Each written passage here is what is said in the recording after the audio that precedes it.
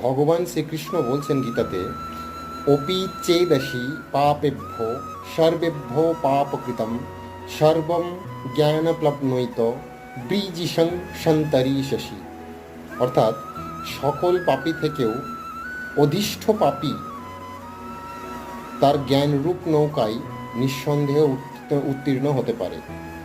একদম যদি বাংলা মানে করা হয় তাহলে এই দাঁড়ায়, যে সকল পাপ আমরা এই সংসারের মধ্যে থেকে কারণে অকারণে করে থাকি, সেই সকল পাপ থেকে মুক্তি পাওয়ার একমাত্র রাস্তা হলো জ্ঞান।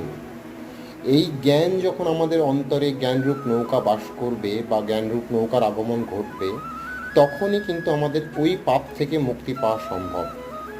তাই ভগবান শ্রীকৃষ্ণের সঙ্গে থাকুন এবং আমাদের এই চ্যানেল মহামন্ত্রমের সঙ্গে থেকে ভগবান শ্রীকৃষ্ণের কথায় মেতে থাকুন। নমস্কার।